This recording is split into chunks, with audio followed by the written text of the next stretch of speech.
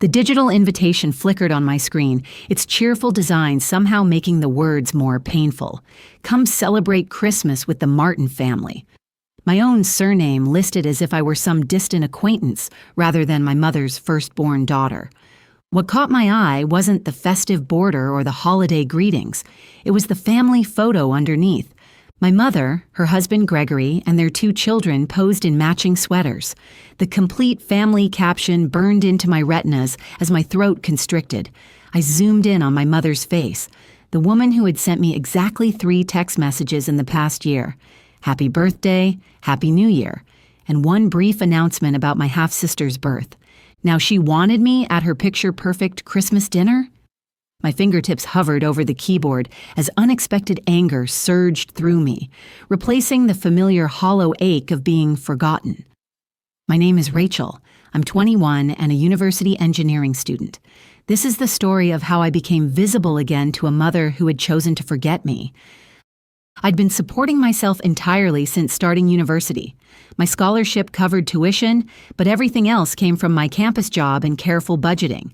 Meanwhile, my mother had reinvented herself with Gregory, a man who'd made it clear from the beginning that there wasn't room for me in their new life. When my half-brother was born 4 years ago, what little attention I'd received evaporated completely. The invite stared back at me, demanding a response. I took a deep breath and clicked, decline.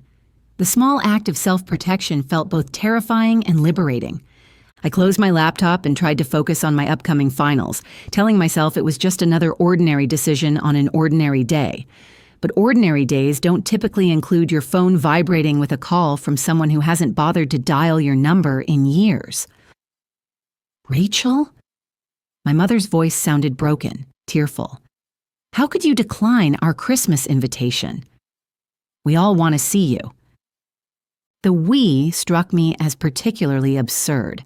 I hadn't heard her sound this upset since... Actually, I couldn't remember the last time she'd shown this much emotion about anything concerning me. I have plans, I lied, staring at the wall calendar above my desk, empty except for exam dates. Please reconsider, she continued, her voice cracking. Everyone will be there. Grandma Louise, Uncle Patrick, all the cousins.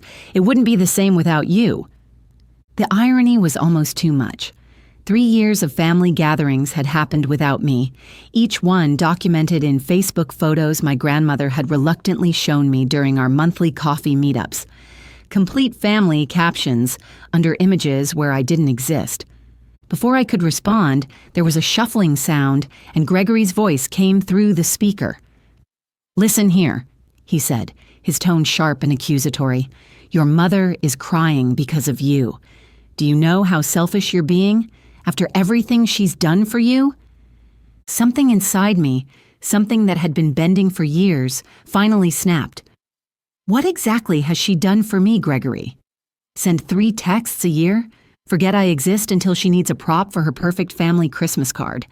The words rushed out before I could stop them. I haven't been part of this family since you came into the picture, so don't pretend you suddenly want me there. You're being a complete jerk, he spat. Your mother deserves better than this. You're right, I said, surprising myself with how steady my voice sounded. She deserved a husband who didn't convince her to abandon her firstborn daughter. I ended the call, my hands shaking. Immediately, guilt crashed over me. Despite everything, making my mother cry felt awful. I sat on my bed, hugging my knees to my chest, wondering if I'd made a terrible mistake.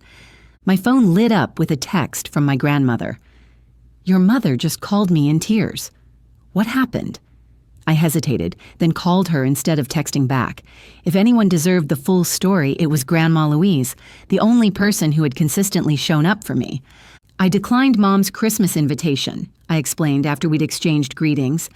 Then she called crying, and Gregory took the phone and called me a jerk. There was a long pause. I'm not surprised, she finally said, her voice heavy with disappointment that I knew wasn't directed at me. Rachel, your mother has been posting those complete family photos for years, and I've told her repeatedly how hurtful it is. She always says she'll reach out to you properly, but then Gregory convinces her that you're fine, that college students don't need their parents hovering. I swallowed hard. I just don't understand why she'd suddenly want me there now.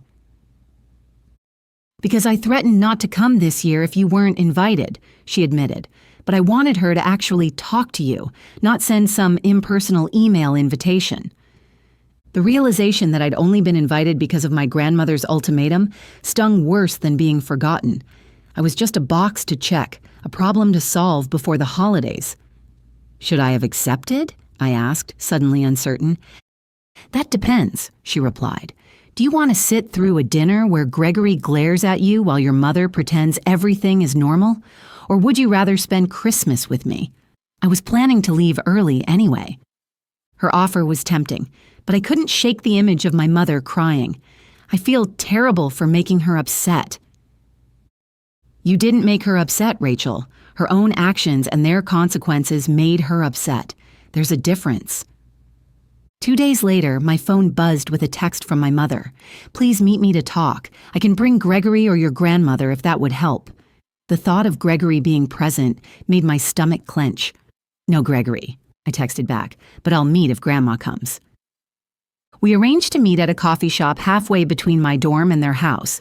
When I arrived, my mother and grandmother were already seated at a corner table. My mother looked smaller somehow, her confident facade cracked. I slid into the chair across from her, nodding a greeting to Grandma Louise. I'm sorry I declined your invitation, I started, determined to be the bigger person despite the knot in my stomach. But I don't understand why you'd want me there when we've barely spoken in years. My mother glanced at my grandmother before answering. I thought you wouldn't want me calling or texting all the time. Gregory said college students need their space, that parents who hover are just interfering. The absurdity of her explanation made me laugh without humor. 2 texts a year is hovering? And you sent an evite instead of actually calling me about Christmas because Gregory thought it would make you feel respected like the other relatives, she said, her voice small. Something inside me shattered. Mom, do you hear yourself?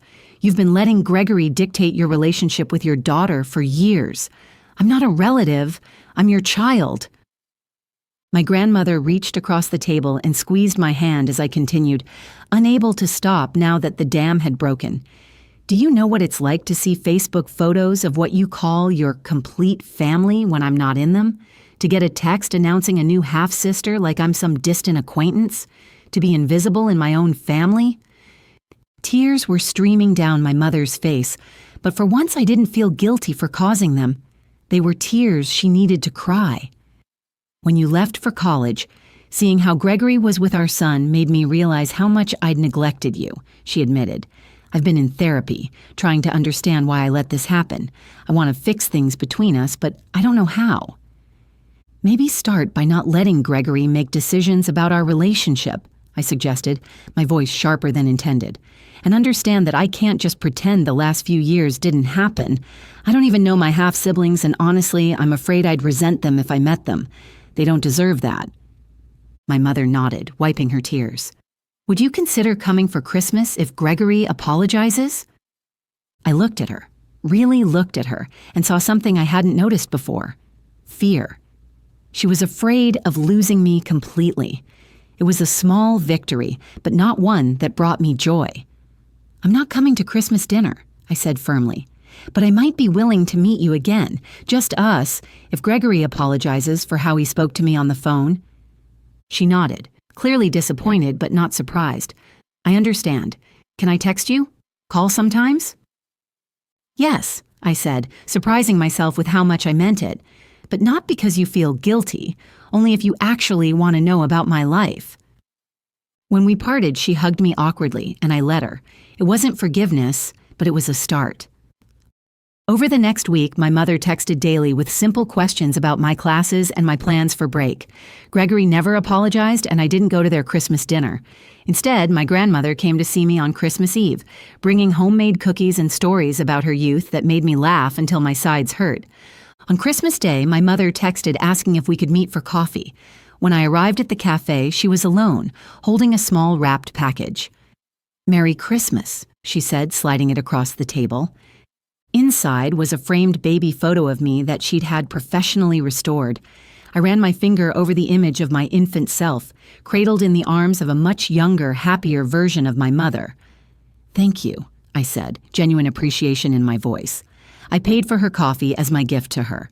We talked about neutral topics, my engineering program, professors I liked, even a few dates I'd been on.